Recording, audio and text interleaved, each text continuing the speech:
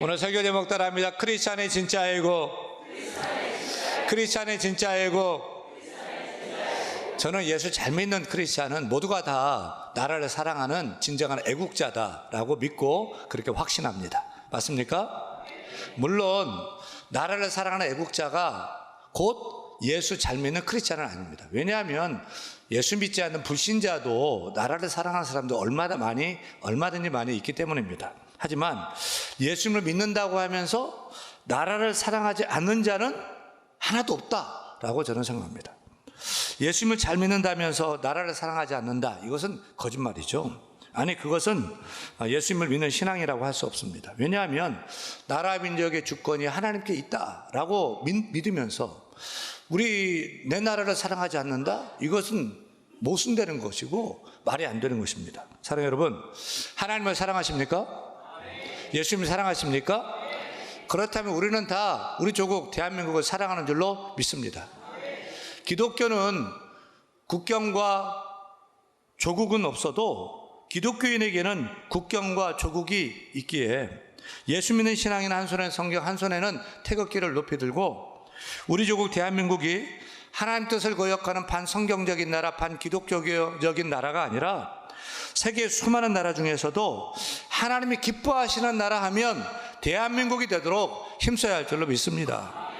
예수 잘 믿는 나라 하면 대한민국이 되고, 교회가 제일 많고 교회가 부흥하는 나라 하면 대한민국이 되고, 정치, 경제, 사회, 종교, 예술 모든 문화가 성경대로 경영되는 나라 하면 대한민국이 되어서 우리 조국 대한민국이 예수왕국, 성경왕국, 선교왕국이 되고 통일왕국이 될 수 있도록 우리는 애국하며 기도해야 할 줄로 믿습니다. 이렇게 신앙과 애국이 함께 가는 이 패턴은 우리 역사 속에서 많이 찾을 수가 있습니다.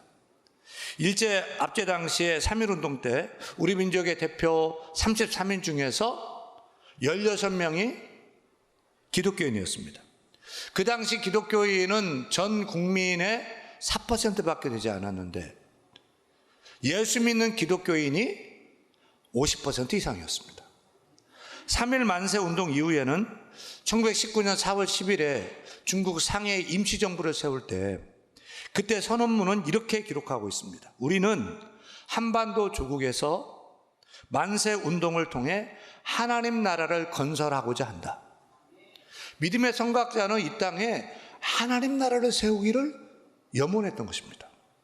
1945년 8.15 해방되던 해 신앙심이 깊었던 김구 선생님은 상해 임시정부 주석이라는 자격으로 11월에 연설을 했는데 그 전문에 이렇게 기록되어 있습니다. 이제 세워질 신생 독립국가 대한민국은 기독교 진리 위에 세워져야 합니다 라고 말입니다. 또한 1948년 7월 17일 우리나라 대한민국의 헌법을 제정하기 위해 제헌의회가 열렸을 때 첫 행사는 임시의장을 뽑는 일이었습니다. 그때 이승만 박사가 임시의장이 되었는데 그의 첫 마디가 무엇이었을까요? 여러분, 신생 독립국가 대한민국을 허락하신 하나님께 감사 기도를 드립시다. 이윤영 목사가 올라와서 감사기도 드리겠습니다. 그때 제헌 국회의원 중에는 불교 신자도 있고 유교, 천도교 신자 등등 여러 다양한 종교의 국회의원들이 있었지만 이승만 의장은 우리 종교와 상관없이 나라를 허락하신 하나님께 감사기도합시다 라고 했을 때 모든 의원들은 두 눈을 감고 대한민국을 이 땅에 허락하신 하나님께 감사하며 기도했습니다. 1910년 한일합방으로 우리나라의 주권이 일본에 빼앗겼을 때 일제 치하에서도 벼슬을 사양하고 일본 사람들이 몰래 돈을 주고 청탁을 해도 거절을 하고 심지어 옥고를 치르면서도 조국의 독립을 위해 싸우는 애국지사들이 있었습니다. 그들 이름 하나하나는 우리가 배웠던 국사책에 정말 기라성 같은 민족의 지도자 이름으로 거론되는 그 사람들의 공통점이 하나 있었습니다. 그것이 무엇일까요? 모두가 다 예수 잘 믿는 기독교인, 크리스찬이었다는 것입니다. 서재필, 안창호, 윤치호, 이승만, 김구, 이승훈, 조만식, 김용기, 남궁옥, 김야계, 문용기, 이상재, 김조신, 유해영, 이준, 신채호, 주시경 등등 수많은 민족 운동가들이 예수 잘 믿는 크리스찬들이었습니다. 당시 교회 예배당은 독립운동의 본진이라 해도 과언이 아니었습니다. 일제 당시에 전국적인 네트워크를 가진 조직은 교회밖에 없었거든요. 그래서 나라가 어려울 때마다 한국교회는 삼천리방방곡곡에서 성도들이 예배당, 교회당에 모여서 나라를 위해서 기도하고 나라의 독립에 앞장섰던 것입니다. 따라서 오늘을 사는 우리는 그 선각자들의 하나님 사랑, 나라 사랑, 예수 사랑, 나라 사랑의 스피릿, 그 정신을 계승해야 할 줄로 믿습니다. 우리도 예수님을 사랑하며 나라 민족을 사랑하는 애국자가 되어야 할 줄로 믿습니다. 우리가 예수 믿는 신앙심도 으뜸되어야 되겠지만 우리 신앙인의 애국심도 으뜸되어야 할 줄로 믿습니다. 우리 대한의 모든 성도들은 예수 사랑, 나라 사랑할 수 있기를 축원합니다.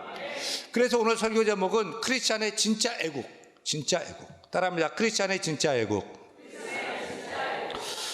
오늘 광복 80주년을 기념하는 주일입니다. 80년 전 하나님께서 이 땅을 묶었던 쇠사슬을 끊으시고 자유를 주셨습니다. 오늘 우리는 그 크신 은혜를 기억하며 다시 나라 사랑할 것을 결단해야 합니다. 그런데 저는 오늘 한 가지 꼭 묻고 싶어요.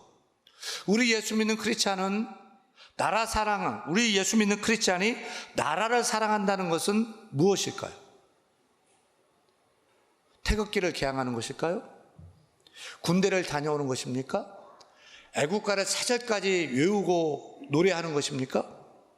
8.15 광복절에 광장에 나가 태극기를 흔드는 것입니까? 예, 물론 그것들도 나라 사랑의 소중한 표현들이 될 수 있습니다. 그러나 성경은 더 깊고 더 근본적인 나라 사랑을 말합니다. 정치보다 제도보다 운동보다 더 먼저 해야 될 일을 말합니다. 그것이 무엇일까요? 그것은 바로 기도입니다. 성경이 말하는 나라 사랑은 기도입니다. 성경이 말하는 나라 사랑, 애국하는 길은 역사의 주관자가 되시는 하나님께 나라를 맡기며 무릎으로 기도하는 일을 말합니다. 오늘 우리가 읽은 사무엘상 12장 23절에서 사무엘은 이렇게 말하죠. 나는 너희를 위하여 기도하기를 싫은 죄를 여호와 앞에 결단코 범하지 아니하리라. 우리 사무엘의 고백으로, 여러분의 고백으로 같이 읽겠습니다. 나는 너희를 위하여 기도하기를 싫은 죄를 여호와 앞에 결단코 범하지 아니하리라. 아시다시피 사무엘은 종교 지도자인 동시에 정치 지도자였어요. 그래서 그는 제사도 드리고 백성도 다스리고 국정도 운영하고 재판도 했습니다. 그런데 왕정시대가 시작되면서 그는 지도자의 자리를 내려놓아야 했습니다. 그 순간 보통 사람이라면 이렇게 말했을 거예요. 이제 나는 할 일이 없다. 이제 젊은 사람들에게 맡기고 나는 편안한 노후를 즐겨야 되겠다. 그러나 사무엘은 달랐습니다. 사무엘은 지도자의 자리를 잃었어도 기도의 자리는 잃지 않았습니다. 권력은 내려놓았지만 하나님을 향한 무릎은 내려놓지 않았습니다. 백성 앞에서는 물러났지만 하나님 앞에서는 물러서지 않았던 것입니다. 그는 나는 기도하기를 싫은 죄를 여호와 앞에 결단코 범하지 않겠다고 하면서 밤낮으로 나라와 민족을 위하여 기도의 손을 높이 들었던 것입니다. 왜요? 사무엘은 너무나도 잘 알았기 때문에. 나라가 무너지는 것은 경제 때문이 아니고 군사력 때문만이 아니라 하나님과의 관계가 끊어질 때인 것을 너무나도 잘 알았던 것입니다. 하나님과의 관계가 끊어지고 하나님 나라를 버리시고 하나님이 외면하고 하나님이 등 돌리면 아무리 많은 무기가 있어도 소용이 없고 아무리 금고에 외화가 가득해도 하루아침에 날아갈 수밖에 없고 아무리 똑똑한 지도자가 세워져도 하나님이 외면하시면 그 인간의 지혜는 어리석은 결단만 하게 된다는 것을 너무나도 잘 알았던 것입니다. 그래서 사무엘은 기도했습니다. 끝까지 기도의 손을 내리지 않고 기도의 무릎으로 생을 다할 때까지 하나님께 나라를 맡기며 기도한 것입니다. 사무엘은 역사를 통해서 너무나 잘 보고 알았습니다. 하나님이 함께 하시면 그 어린 목동 다윗도 구척거인 골리앗을 쓸어 넘어뜨리는 것을 알았고 하나님이 함께 하시면 숫자가 아무리 적어도 전쟁에서 승리한다는 것을 잘 알았던 것입니다. 하나님이 함께 하시면 전쟁도 막아주시고 하나님이 함께 하시면 백성들이 형통케 되고 나라가 평안케 된다는 것을 너무나도 잘 알았던 것입니다. 하지만 하나님이 떠나시면 하나님이 등 돌리시면 아무리 대단한 강대국이라고 할지라도 하루아침에 무너질 수밖에 없다는 것을 너무나도 잘 알았던 것입니다. 그래서 그는 기도하지 않을 수 없었던 것입니다. 나라를 사랑하는 가장 확실한 길은 다른 것이 아니라 기도로 나라를 하나님께 묶어두는 것임을 알았기에 쉬지 않고 나라를 위해 기도하는 삶을 산 것입니다. 사랑하는 성도 여러분, 이것이 오늘 우리가 해야 할 일입니다.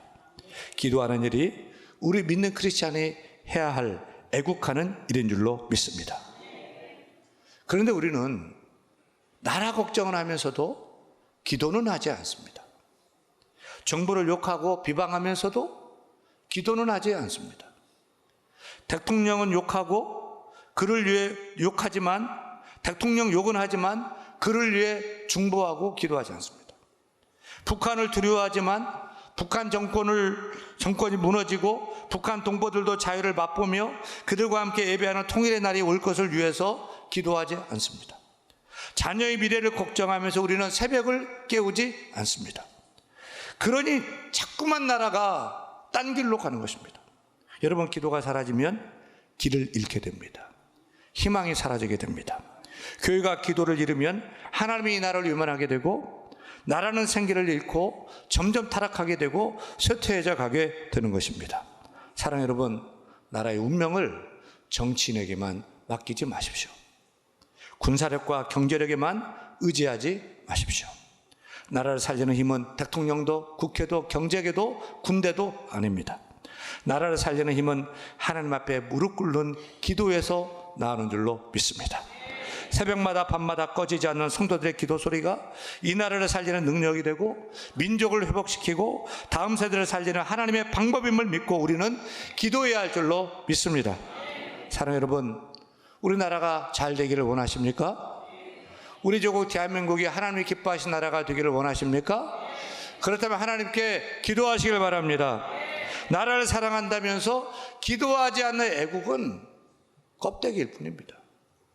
기도 없는 애국은 헛된 구호에 그칠 뿐입니다. 사랑하는 여러분, 기도하십시다. 나라를 위해 기도하십시다. 기도가 애국입니다.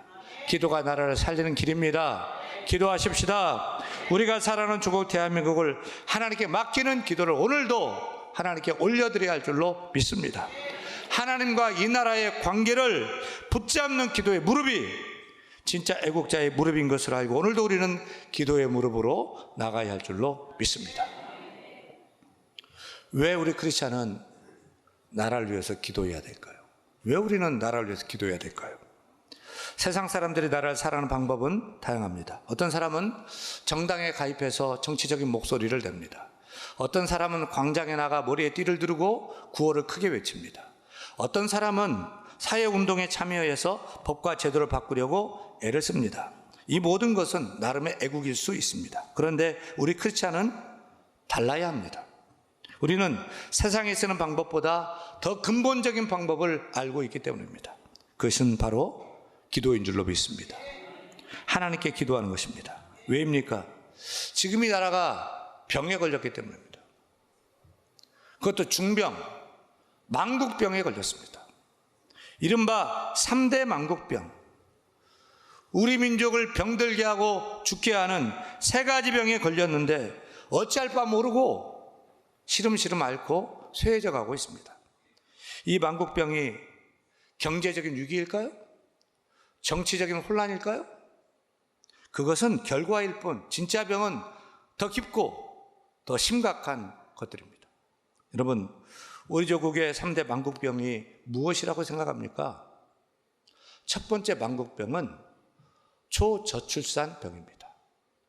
그냥 저출산이 아니고 초저출산병입니다. 한 여성이 2.1명을 낳아야 사회가 지속 가능하게 됩니다. 그런데 2.1명 미만이면 저출산이고 1.3명 미만이 되면 나라가 사회가 소멸되기 시작하는 것입니다. 그런데 우리나라는 지금 현재 어떻게 되죠? 통계청의 발표에 의하면 2024년 우리나라의 합계 출산율은 0.72명입니다. 세계 평균이 약 2.3명인데 우리나라는 그 절반도 아니고 0.7명입니다. 우리가 사는 서울은요 0.5명입니다.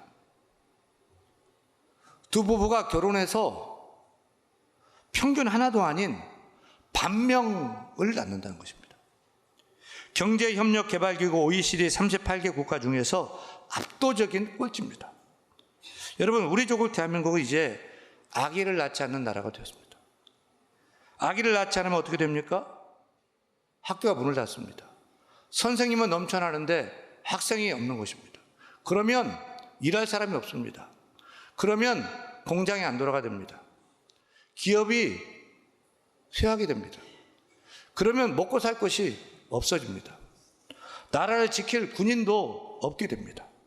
노인만 낳는 나라가 됩니다. 결국 국방력도 경제력도 무너지고 나라의 지속 가능성이 사라집니다. 따라서 초저출산병은 나라의 재앙입니다. 아기를 낳지 않으면 나라의 미래가 없는 것입니다. 내일이 없는 것입니다. 세계 역사에 아기를 낳지 않아서 사라진 민족은 여태까지는 없습니다. 그런데 우리나라가 그 첫 번째가 될 가능성이 가장 큽니다. 또 그렇게 될 상황입니다. 그러면 아기를 낳지 않는 문제를 어떻게 해결할 수 있어요? 아기를 낳는 대로 돈을 많이 주면 될까요? 억씩 주면 될까요? 여러분, 정말 이게 돈의 문제일까요? 2006년 이후에 정부가 저출산 극복을 위해 투입한 예산이 자그마치 306조 원이 넘습니다. 306조 원이라는 돈은 아기를 낳을 때마다 집 한 채씩을 사주었어도 남는 돈이 306조 원입니다. 그런데도 출산율은 오히려 더 떨어졌습니다. 세계 꼴찌입니다. 왜 그렇습니까? 이건 돈으로 풀 수 있는 문제가 아니기 때문입니다. 법과 정책으로만 풀 수 있는 문제가 아니기 때문입니다. 아기를 낳는 것이 복이라는 가치관이 무너졌기 때문입니다. 결혼이 축복이라는 믿음이 사라졌기 때문입니다. 생명이 하나님 주신 선물이라는 진리를 잃어버렸기 때문입니다. 그래서 우리는 깨달아야 됩니다. 출산 수당이 아니라 우리는 신앙 수당이 필요한 것입니다. 저출산 극복 정책이 아니라 우리는 영적 부흥운동이 필요한 것입니다. 우리 안에 하나님 주신 가정의 가치가 회복되고 결혼의 중요성이 회복되고 생명의 소중함이 회복될 때 그때 비로소 출산율도 다음 세대도 살아나게 될 줄로 믿습니다. 그래서 우리는 기도해야 되는 것입니다. 돈 이전에, 정책 이전에, 제도 이전에 생각이 바뀌도록 기도가 먼저인 것입니다. 사랑 여러분, 기도도 가정을 살리고, 기도로 가정을 살리고, 기도로 다음 세대를 살리고, 기도로 나라가 지속 가능하게 하고, 기도로 미래 있는 나라를 만드는 진짜 애국하는 크리스찬 저와 여러분 다 될 수 있기를 간절히 축원합니다. 축원합니다. 우리나라의 두 번째 만국병은 무엇일까요? 두 번째 만국병은 거짓의 병입니다. 따라합니다. 거짓의 병. 신뢰가 붕괴된 병이죠. 우리 사회는 진실이 죽은 사회입니다. OECD 국가 중에서 위중률 1위가 대한민국입니다. 일본보다 무려 500배나 더 높습니다. 사기 범죄 역시 OECD 1위입니다. 위중 조작, 무고, 음모, 조롱이 우리 사회 곳곳에 넘쳐나고 있습니다. 심지어 교회까지도 거짓 뉴스, 거짓 평판이 떠돌고 사람들은 확인 없이 믿고 퍼나릅니다. 국민의 대표라는 정치인들조차도 거짓말을 일삼고 있습니다. 정과 몇 범이 되어도 능력만 있으면 된다며 거짓과 부정을 대수롭지 않게 여기고 있습니다. 이제 우리는 거짓에 분노하기는커녕 사람은 다 그럴 수 있어 라며 거짓에 관용하고 거짓에 무감각한 병에 걸린 것입니다. 그러니 둘러보십시오. 이제는 믿을 수 있는 사람이 없게 된 것입니다. 거짓이 만연한 사회가 된 것입니다. 정직하고 신뢰를 지키는 사람은 바보가 되는 사회가 되었습니다. 아무리 법을 지키고 제도를 바꿔도 신뢰를 잃으면 그냥 끝이잖아요. 거짓은 만국의 징조입니다. 성경에서 하나님이 가장 싫어하는 것이 거짓입니다. 하나님은 거짓을 심판하고 거짓이 가득한 민족을 스스로 무너지게 하십니다. 도산 안창호 선생님이 이런 말을 했죠. 정직은 우리 민족이 살 길이며 거짓은 망하는 길이다. 정직한 국민만이 강한 나라를 세울 수 있다. 그렇습니다. 정직이 무너지면 근간을 잃게 되는 것입니다. 토대, 근간이 무너지게 되는 것입니다. 정직이 무너지면 그래서 나라가 무너지고 망하게 되는 것입니다. 그러므로 우리 크리스찬만이라도 진리 되신 하나님 앞에 무릎을 꿇고 정직한 양심을 회복해야 할 것입니다. 기도로 내 마음에 거짓을 내려놓고 진리 되신 하나님 앞에 나부터 정직한 사람이 되고 우리 사회가 정직한 사회가 되도록 기도해야 할 줄로 믿습니다. 기도는 거짓으로 골마 터진 이 나라를 살리는 하늘이 주신 거룩한 항생제가 되는 줄을 믿고 우리는 나부터 거짓말하는 병을 치료하여 정직을 회복하고 우리 사회가 정직한 땅이 되도록 기도해야 할 것입니다. 우리나라의 세 번째 만국병은 따라합니다. 분열의 병이다. 지금 대한민국은 모든 것이 양극화되어 있습니다. 정치도, 세대도, 성별도, 지역도, 이념도, 교회까지도 갈라져서 양극화되고 있습니다. 이 정도면 대한민국은 분열 특허국 수준입니다. 정말 하나가 안 되는 나라가 대한민국입니다. 여러분, 이런 병든 나라를 어떻게 고칠 수 있을까요? 정치인이, 대통령이 고칠 수 있을까요? 그래서 바꿔보는데 되던가요? 또 바꿔봤어요. 되던가요? 그러면 시스템이 바뀌고 법과 정책이 바뀌면 될까요? 병든 나라를 살리는 방법은 정치적 수술만으로는 불가능합니다. 경제적 처방만으로도 완치되지 않습니다. 그러면 학교 교육으로요? 학교 교육은 더 무너지고 더 타락을 방조하고 있는데 교육으로도 안 되는 것입니다. 오직 하나님께서만 고칠 수가 있습니다. 하나님이 고쳐주셔야만 고칠 수가 있는 것입니다. 여러분, 하나님이 혼수 상태에 빠진 이 나라를 고치는 방법은 다른 것이 아닙니다. 기도입니다. 기도입니다. 하나님께 부르짖는 기도입니다. 역대하 7장 14절에서 이렇게 하나님이 약속합니다. 같이 읽겠습니다. 내 이름으로 일컫는 내 백성이 그들의 악한 길에서 떠나 스스로 낮추고 기도하여 내 얼굴을 찾으면 내가 하늘에서 듣고 그들의 죄를 사하고 그들의 땅을 고칠지라. 한 번 더요. 내 이름으로 일컫는 내 백성이 그들의 악한 길에서 떠나 스스로 낮추고 기도하며 내 얼굴을 찾으면 내가 하늘에서 듣고 그들의 죄를 사하고 그들의 땅을 고칠지라.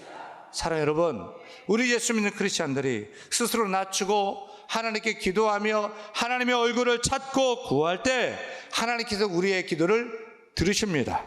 하나님께서 우리 죄를 사해 주시고 이 땅을 고쳐줄 줄로 믿습니다. 여러분, 이 나라의 만국병을 고칠 수 있는 이는 사람이 아닙니다. 하나님이십니다.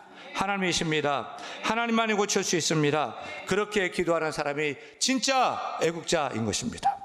무릎 꿇는 사람이 진짜 나라를 사랑하는 사람인 줄로 믿습니다. 따라서 우리가 먼저 하나님께 무릎 꿇고 엎드려 하나님의 도우심을 구함으로 이 나라의 민족이 하나님의 손에 붙잡혀 경영되는 축복의 나라가 되도록 기도하는 진짜 애국자가 여러분 다 될 수 있기를 간절히 축원합니다. 축원합니다.